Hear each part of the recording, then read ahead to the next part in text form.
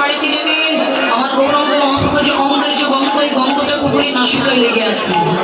আর গৌর হরির সেই অঙ্গের গন্ধটা শুকতে শুকতে চলে গেলেন পুরীধামে। লক্ষ্য করুন।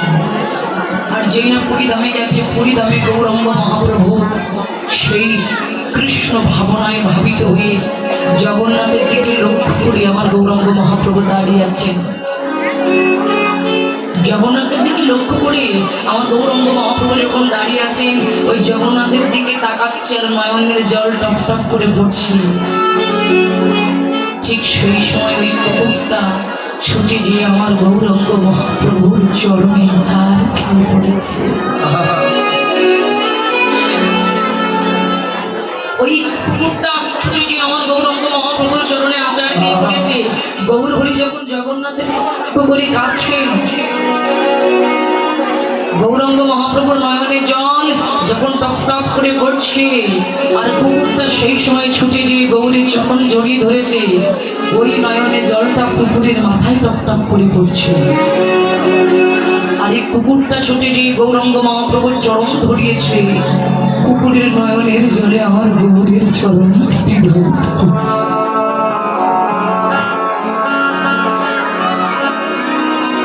কুকুরের নয়নের জল দিয়ে আমার গৌরাঙ্গ মহাপ্রভুর চরণ ধরে ধৌত করে দিলেন ওই কুকুর।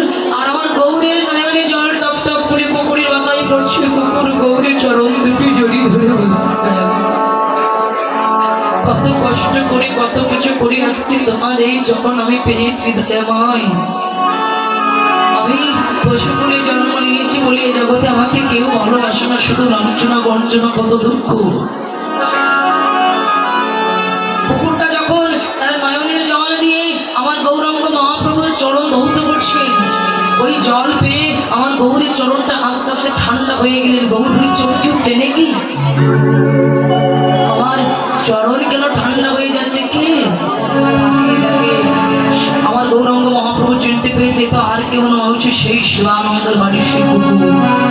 তাকে কুকুর বলে সম্বোধন করলেন না, গৌর হরি ভক্ত বলে বলছে, ভক্ত তুমি এসেছো? তুমি একা এসেছো?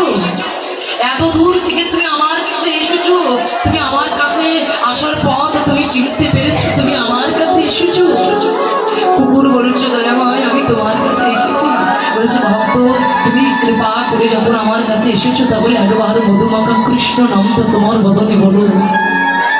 কুকুরটা নয়নে জল দিয়ে গৌরাঙ্গ মহাপ্রভু চরণ ধৌত করে বলছে, দয়াময় তুমি দিয়েছো আমার পশুকুলে জন্ম। আমি যদি মানুষ হতাম তবে আমি বদনে কথা বলতে পারতাম।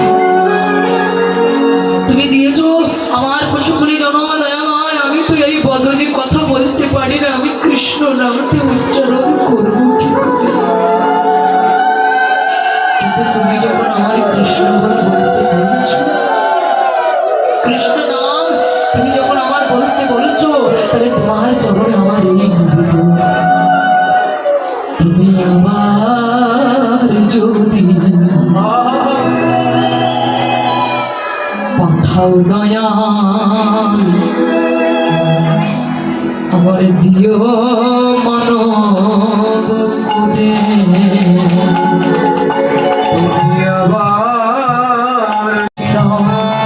কৃষ্ণ কৃষ্ণ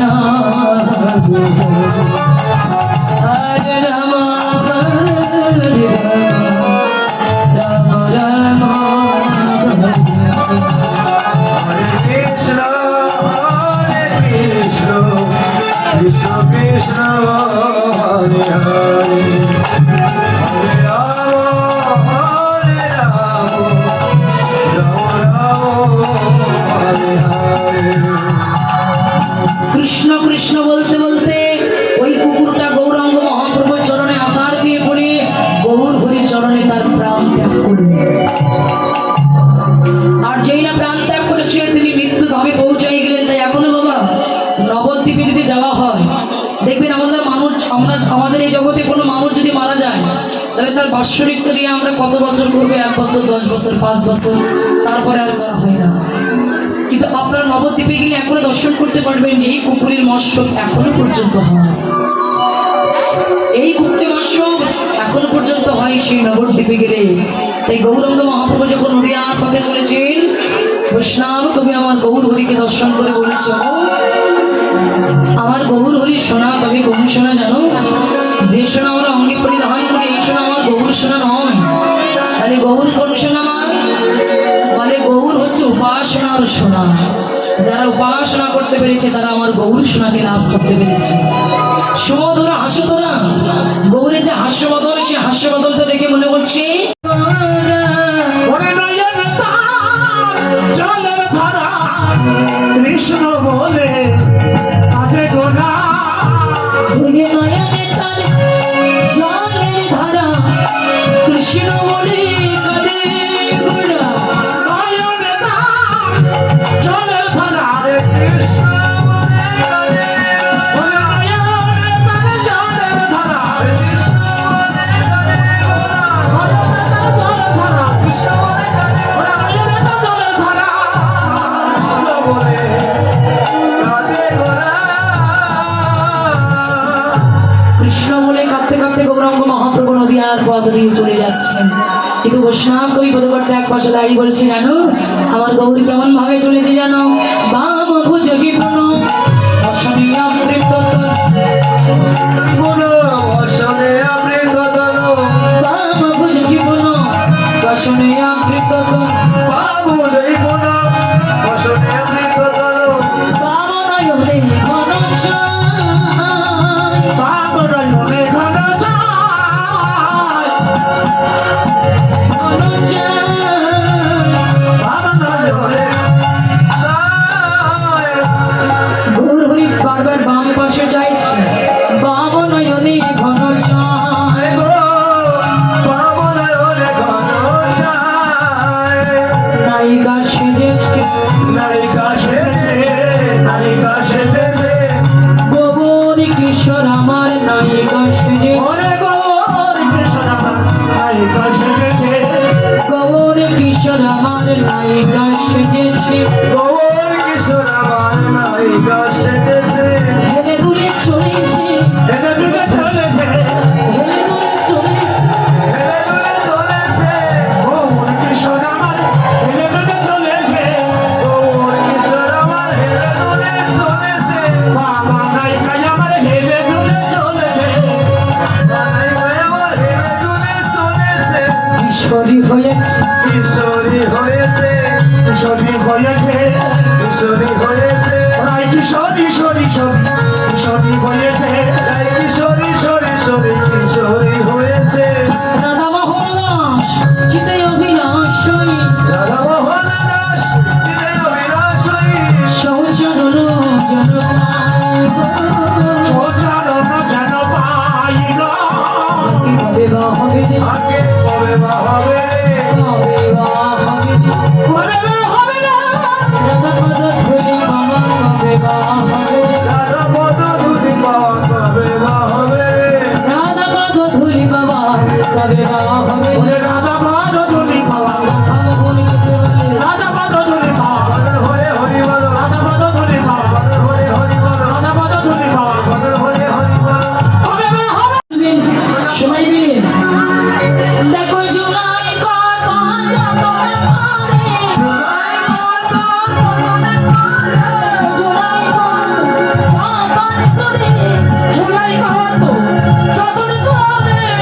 ভাবছে দুঃখ জানে, জুলাই কত যতন করে।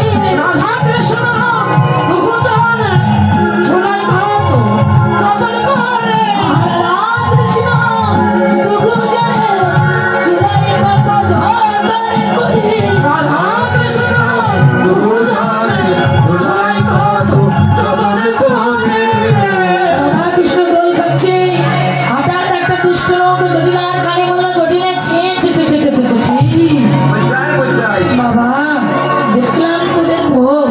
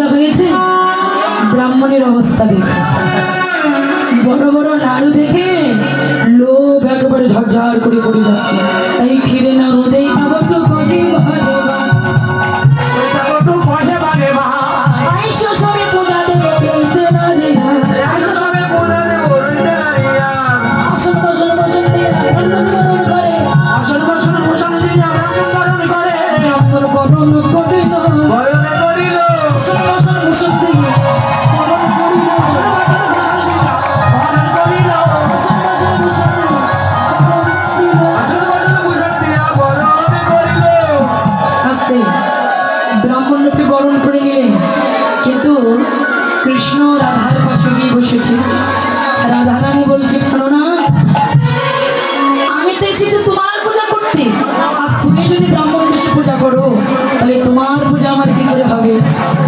এই যে বলে উপায় আছে কি উপায় হ্যাঁ সখী তোমাদের কাছে ফুল আছে ফুল ঠিক আছে কেন তখন ভালো হইয়া ফুলের ভিতরে যায় একানু তখন ভালো হইয়া ফুলের ভিতর যায় কানো তখন ভালো হইয়া ফুলের ভিতরে যায় ফুল দাও একানু তখন ভালো হইয়া ফুলের ভিতর যায় যখন যেমন তখন তেমন বুঝে কথা কয় এই যখন যেমন তখন তেমন বুঝে কথা কয় কথা তো বুঝি কথা কয় গো বুঝে কথা কয় না বুঝে কথা কয় গো যখন যেমন তখন তেমন বুঝে কথা কয় গো যখন যেমন তখন তেমন বুঝে কথা কয় গো শোনো না পতিব্রতা কেন করো স্তুতি সোনারাধা প্রতিভা কেন করো গুণী কবি চলিবে কবি করিবে তোমার প্রতি ভুল ভাবে চলবে না করবে তোমার প্রতি এই যে শোনো তোমাদের এই ফুলে আমি খুব সন্তুষ্ট হয়েছি কৃষ্ণ বলছে কৃষ্ণ সূর্যদেব হয়ে ফুলের ভিতরে ঢুকে গেছে আর ওর মধ্যে কথা বলছে আমরা দেরি করবো না আমরা পূজায় বসবো আমাদের ব্রাহ্মণ মশাই আছেন তিনি পূজা করবে পূজা করতে গেলে পূজা দক্ষিণা দান করতে হয় পূজা যখন হয়ে যাবে তখন দক্ষিণা ঠিক মতো নেওয়া যাবে না তাই আমার এখান থেকে লোক যাবে আপনারা দক্ষিণাটা দান করবেন আর আমাদের ব্রাহ্মণ মশাই পূজা করবে একটা উলুক ধ্বনি দেবেন সবাই সূর্যদেবতার প্রতি হরি হরি বলো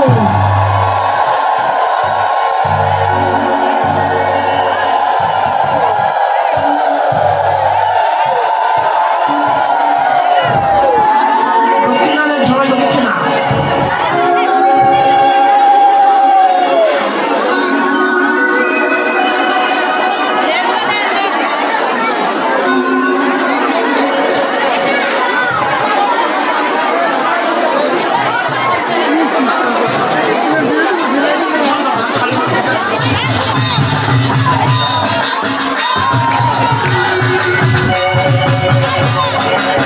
বলো বলো বলো বলো বলো বলো বলো বলো সূর্য দেব অলিতে জয়